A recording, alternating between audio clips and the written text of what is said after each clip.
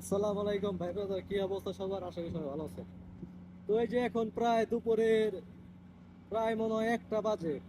তো এই যে এত গরম দেখতেছেন, আর যেখানে আমি কাজ করতে আসছি আজকে, সেইখানে দৃশ্য দেখলে পরে আপনারা বুঝতে পারবেন যে কি অবস্থা। তো এই হচ্ছে সেই কাজের জায়গা। ওইখানে ভিলা দেখতেছেন, বিশাল বিশাল ভিলা। এদিকেও মাশাল্লাহ কত বড় বড় ভিলা আছে এই যে।